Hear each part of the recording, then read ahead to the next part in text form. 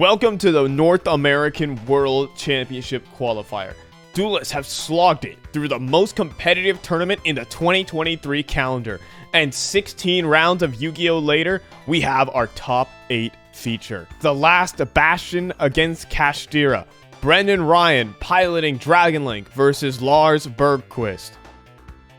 Brendan is going first with Dragon... Don't worry, folks. We got Sphere's Pass. It's all Alright, our duelists have finished siding up. We're moving on to game number 2. Brendan, he's going to start by going first again, and...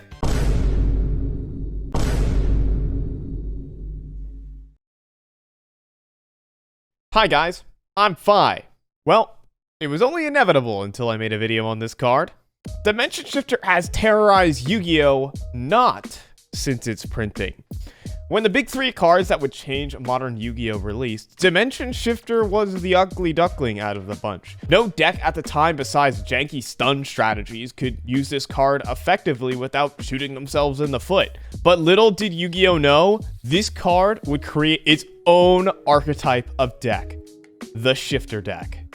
For those who don't know what Shifter does, your life is about to get a whole lot worse.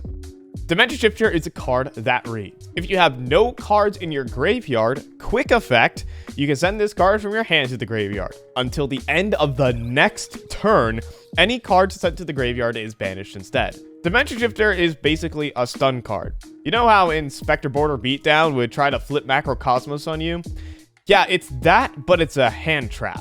The ability of this card to completely shut down your opponent's turn is absolutely devastating, and it single-handedly propelled decks that could play Dimension Shifter into meta relevancy. However, these Shifter decks have been historically pretty underpowered, with decks like Fluandereeze, without Barrier Statue of the Stormwinds, and Exosister really needing to slow down the game before their powerful and recursive engines could actually get going. But Kashtira had something to say about that. So what makes Dimension Shifter powerful? And what are its downsides? Well, first, the obvious. It's a hand trap. You can't drop Cosmic Cyclone on a Dimension Shifter. You have to interact with it as soon as it's activated. Not only that, but this card lasts 2 turns. So not only does this card disable some of the very powerful hand trap that you might need to slow down your opponent, it also extends over to your opponent's turn to stop them from impacting your board state. You got rid of this Kashtira Arise Heart? Well, folks, you're still under Dimension Shifter. As a card going second, however, Dimension Shifter is a powerful card, but perhaps not necessarily unfair. Once again, as other Floodgate hand traps work, and I guess cards in Yu-Gi-Oh! In general, if you commit your cards into them, they won't gain value. So if you have non-engine that could hold you over to the next turn, wait out the Dimension Shifter, you have a real opportunity to fight back and play a good game of Yu-Gi-Oh! But the real toxic part about Dimension Shifter is the ability just to back up your board with a lingering floodgate that your opponent cannot interact with. However, Shifter does have some downsides compared to other hand traps.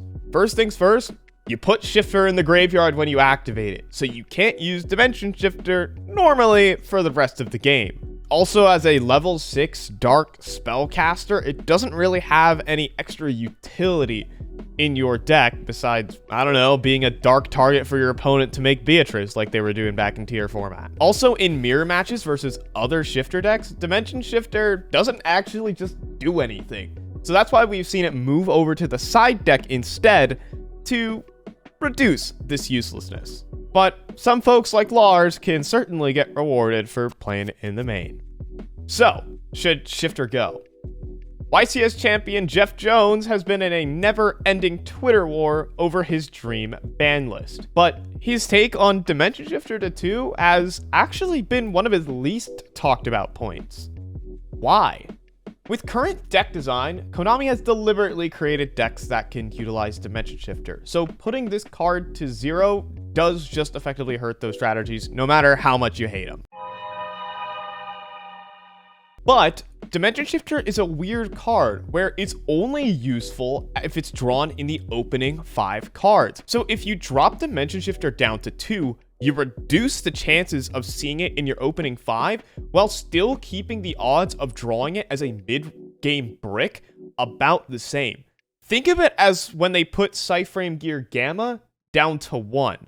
You just decrease the usefulness of a card that you need to see in your opening hand.